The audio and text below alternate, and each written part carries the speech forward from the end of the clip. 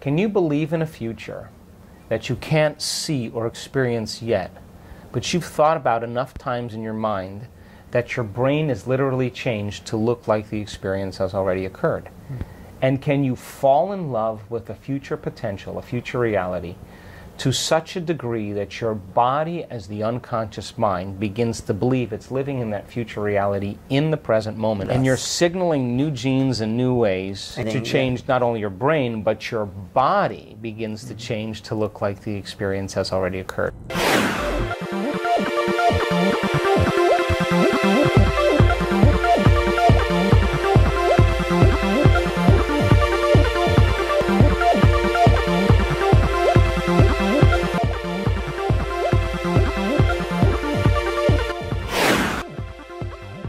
Welcome to New Realities. I'm Alan Steinfeld, and this program is about the evolution of consciousness. And there's nobody that I've met in the last 30 years of studying consciousness that really, I feel, is at the forefront of change, of understanding, of combining spirituality and science together in a way where we can evolve ourselves into a better future.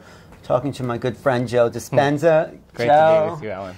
Joe actually was, well, you were really early influence. You were one of my early teachers. I mean, and you know, I learned from you that the neural nets that we create through habits that we do in the world to survive create the world we're living in, and we get stuck in those habits. Yeah. Well, a habit is a redundant set of automatic, unconscious thoughts, behaviors, and emotions that's acquired through frequent repetition. In other words, if you do something over and over again, over time you create a software program in your brain. Right. And once that software program is activated, that program then runs automatically. Turns out that 95% of who we are by the time we're in our middle ages really live by those automatic programs. So then the stimulus of some external event in your life, a random thought, is pushing the button, and just like a computer program, now it runs automatically. So I assert that if people are not in the present moment, truly present, then they're running some type of program. Definitely. And that's what I want to talk to you about, because the teachings we came from, at least, is that we're here to make known the unknown. Do you still go along with that kind of Well, I mean, I philosophy? go along with a lot of philosophies. I mean, I think that our job is to create experiences in our life to reflect our own self-empowerment. Right. And so the problem is that most people are uncomfortable in the unknown. But that's also a habit. If we become familiarized with the unknown, which I think your work does, then we can get over ourselves and the conditions of our life and start to develop a yearning for the unknown. Oh, sure. But what I'm saying is that most people wait for crisis, or trauma, or disease, or diagnosis, or loss. They reach that lower denominator where they finally start paying attention to what they're thinking about. They start observing how they're acting or have acted. They start looking at their automatic emotional reactions. And when they're observing the old self, they're no longer the program. They're the consciousness observing the program, and they begin to objectify their subjective self. Now, consciousness is coming out of biology. Now, my message is, why wait? You can learn and change in a state of pain and suffering, or you can learn and change in a state of joy or inspiration. Right. So then, if you can have a person, then instead of reaching a lower level emotionally, the reason they feel differently is the first time they can see themselves, because they're feeling differently. They're seeing themselves through the eyes of someone else. But if you can have them be defined by a vision of the future, because we are creators, and they're in an elevated emotional state, they could still look at the old self and see the old self from a different level of mind. Yeah, no, that's the exciting part, because I'm interested in the creative part, and in creators, and in artists, and in musicians who access the unknown. That's what I meant by making known the, because they are developing some new neurochemistry that doesn't come from anywhere. Let's talk about that, the neurology of creativity. Sure. Well, the frontal lobe is the crowning achievement of the human being. Right. It's 40% of your entire brain. It's the symphony leader. It's the CEO. It's the creative center. It's the boss. When you're living primarily unconsciously, the rest of the brain is active and the frontal lobe is dialed way down.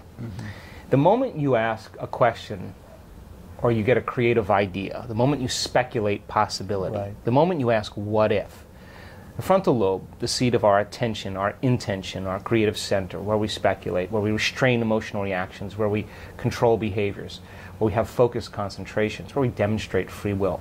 The moment that center turns on, like a great symphony leader, it has connections to all other parts of the brain.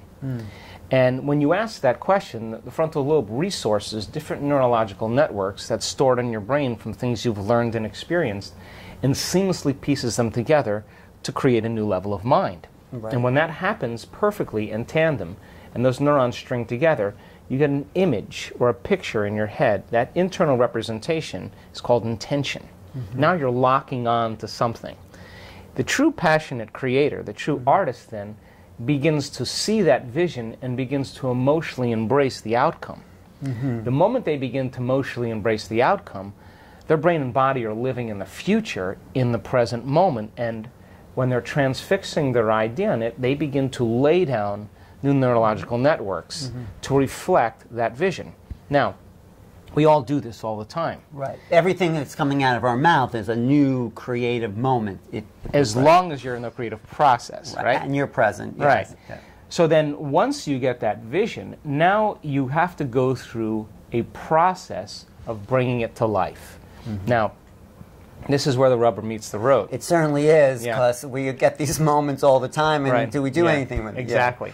So then we've all done this. I mean, we've all been defined by a vision. And people in our life told us it was crazy, it's impossible, it'll never work. There were days you didn't feel like it, you know, all that stuff. But instead, you were defined by that vision. And every day, you reviewed that vision and you got excited about it emotionally. And you wrote down the choices you were going to make. And you wrote down the behaviors you were going to demonstrate and the things you were going to do. And your goals that you wanted to experience and how they felt. And you kept your mind on that vision.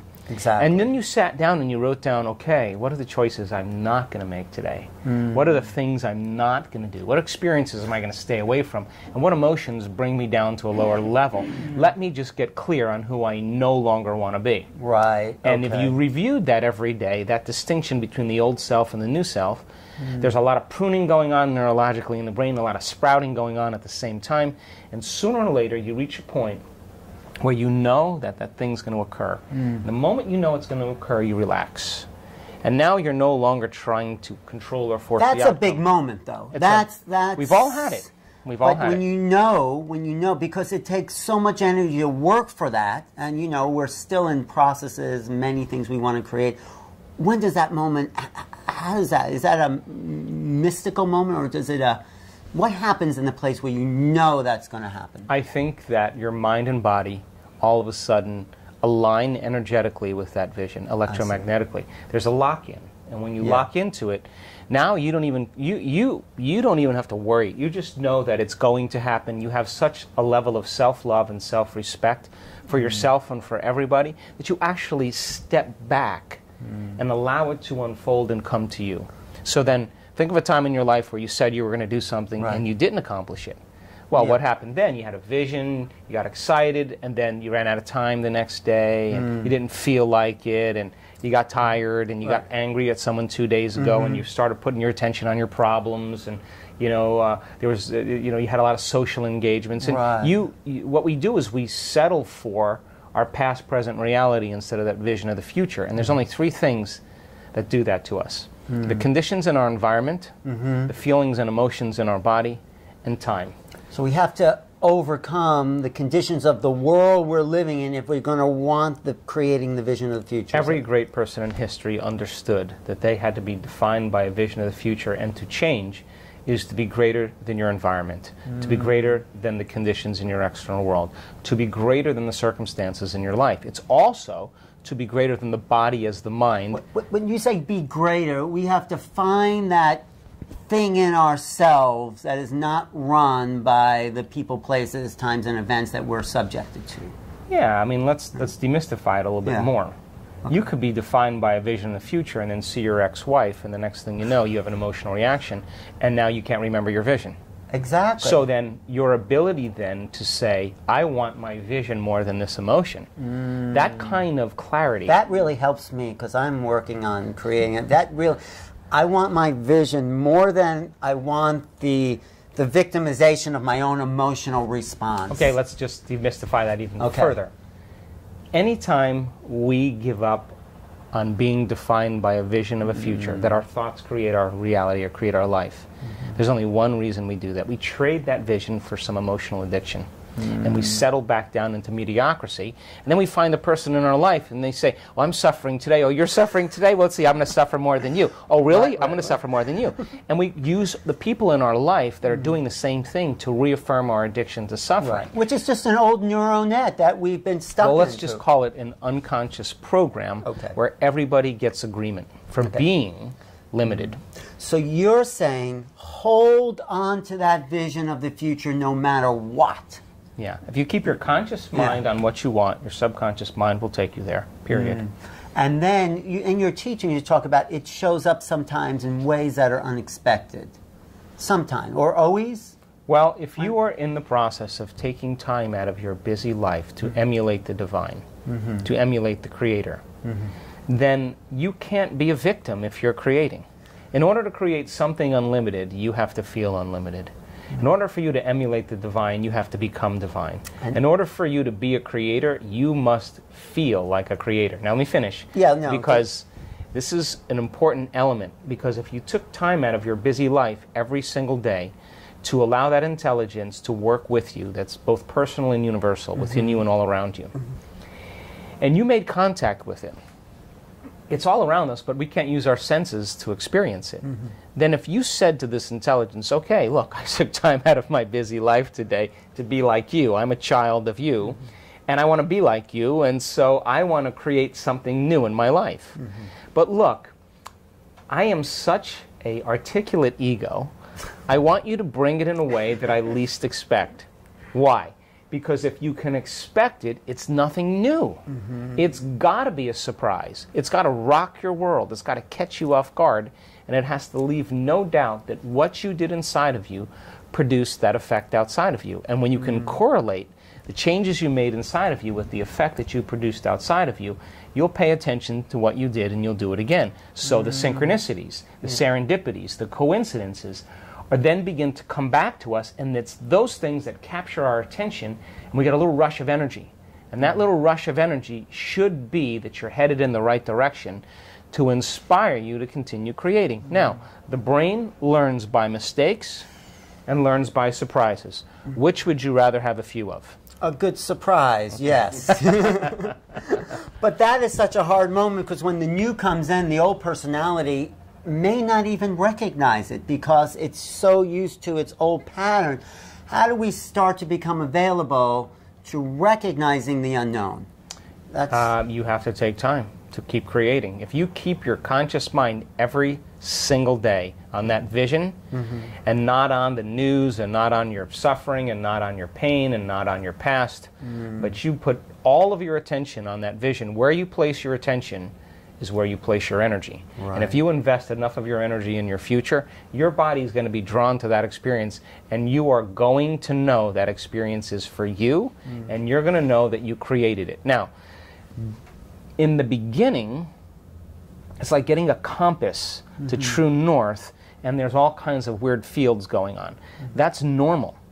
But imagine if you took as much time to invest in your future as you did spending answering emails, and you were passionate about it, and you were clear about it, and you wrote everything down, and you dreamed about it, and you worked on it, you would start getting downloads from nowhere. You would start getting information out of nowhere. You would start understanding exactly what you're doing on a deeper level. Now, I don't care if you're talking about the Wright brothers, Colonel Sanders, I don't care if you're talking about Nelson Mandela, I don't care who you're talking about that impacted the world in some way. Every one of those people had alone time. Every one of those people were dreaming. Every one of those people believed in that future. So here's the question. Can you believe in a future that you can't see or experience yet, but you've thought about enough times in your mind that your brain is literally changed to look like the experience has already occurred?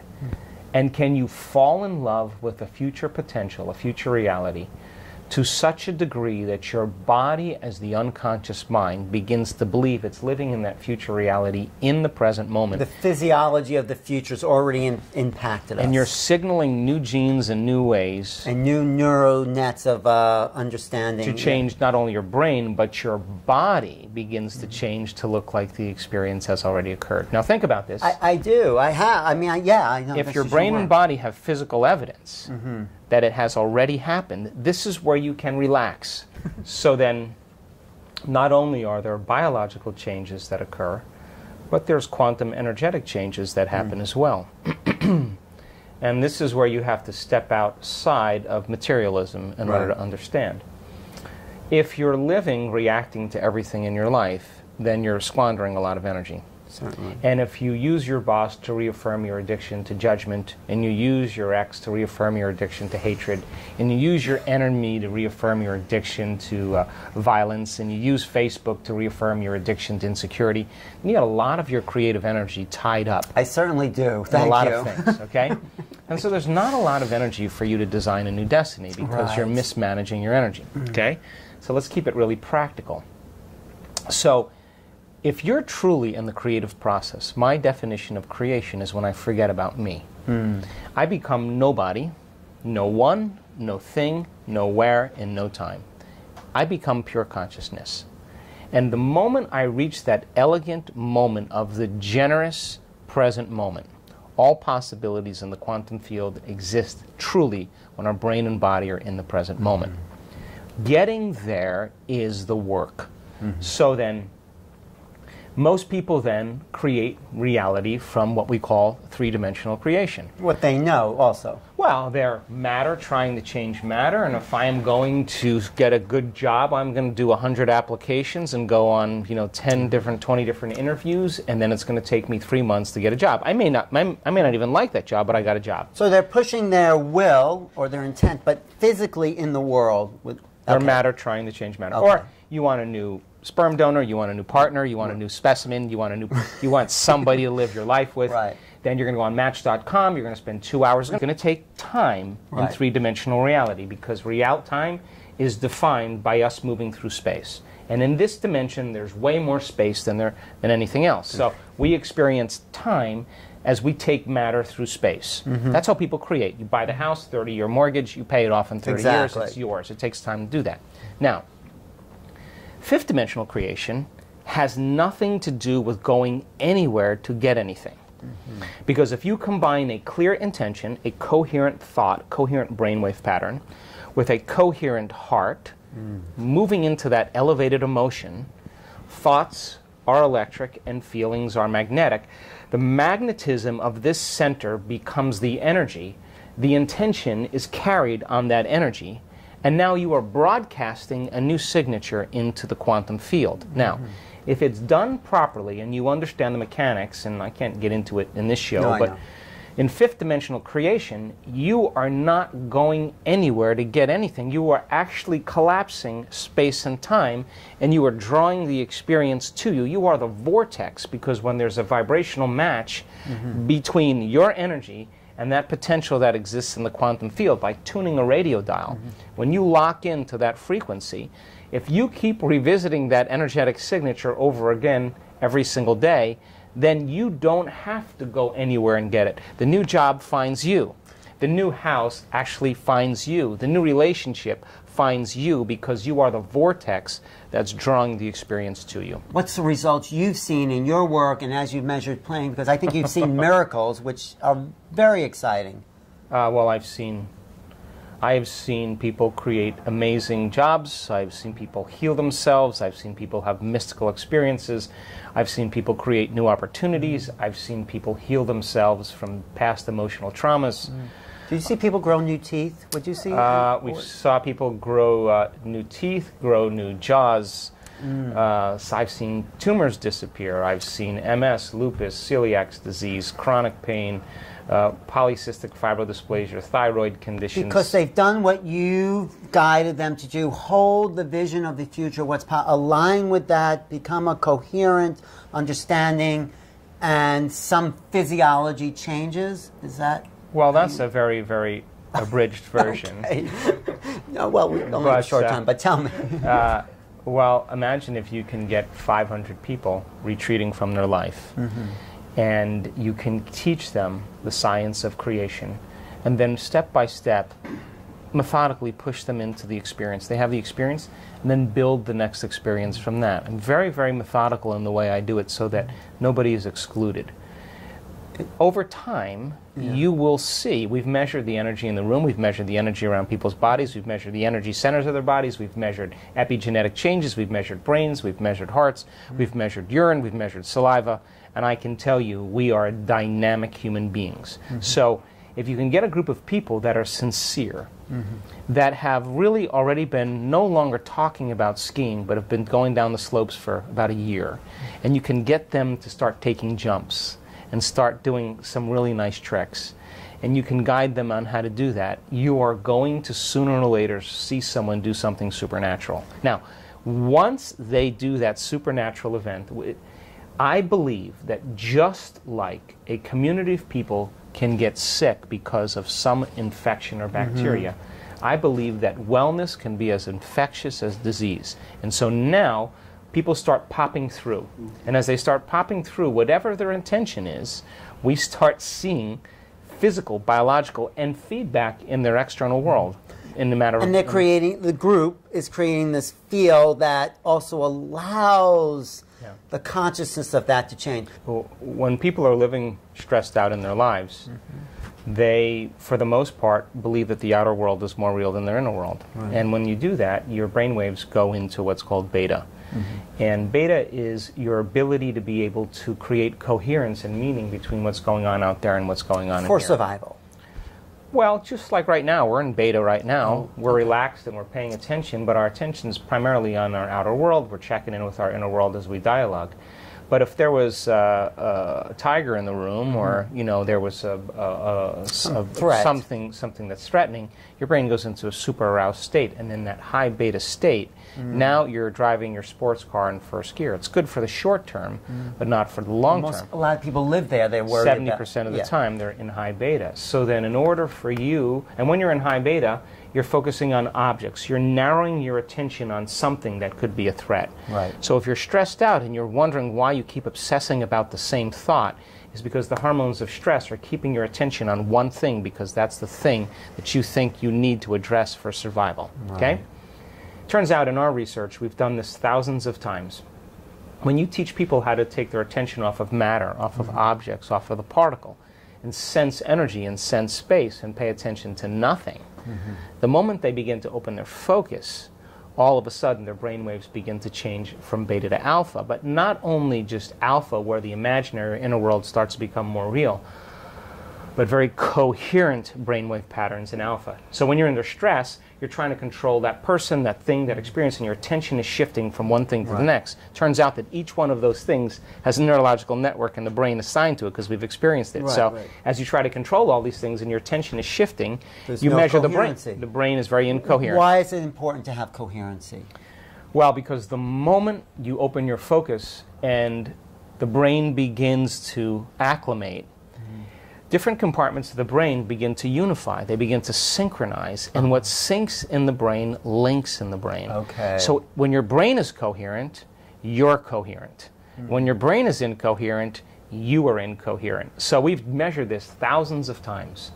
There'll come a moment in our work during a retreat, as an example, by the third day or so, we'll see very large areas of the brain, huge areas, begin to synchronize together. Then we'll see the left side of the brain talk to the right side of the brain. We'll see the front part of the brain talk to the back part. We see this kind of whole brain state start to take place. And I see it every time. And what happens when the whole brain is functional? You can walk around and look at that person, and you will see tears of joy running down their face. They feel so whole. They feel so complete that it's impossible to want. How can you want when you're whole? And that's the moment the magic happens. That's the moment the future, the wave function collapses, and boom. That's the moment something unusual occurs. Yes. Wow. So as we wrap up, just give a comment about creativity. So going into the unknown, we've been talking about that. What happens to us neurologically when we have a new thought that comes from nowhere. And we're not focusing on the future, but it comes as a creative act. Well, again, what happens is the neocortex, the thinking brain, gets out of the way.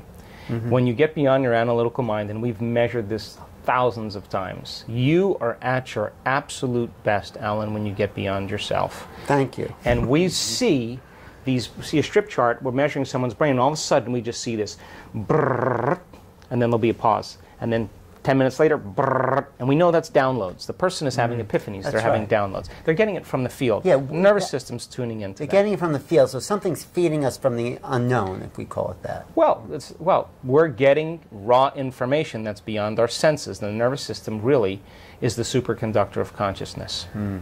So much more to talk about. What's your next book? I mean, Joe has his latest book is You Are the Placebo. He has Breaking the Habit of Being Yourself, Evolve Your Brain. Great, great books for changing ourselves. Anything you're working on? I have one more book in me, yeah. Okay, well, Joe Dispenza, one of the leaders. I mean, really, I knew you when, and like you've gone out into the world and have help people in significant ways, and that's really what's so powerful about your work. That's when I'm the happiest, Alan. Yeah, that's your creative potential, isn't it? Thanks for watching New Realities, and a big influence on the way I think about how we can change is my guest today, Joe Dispenza. He's the author, like I said, of You Are the Placebo, Evolve Your Brain, Breaking the Habit of Being Yourself, and your website? Just www.drjoedispenza.com. Dr. Joe. Thanks for watching today. Find me at newrealities.com.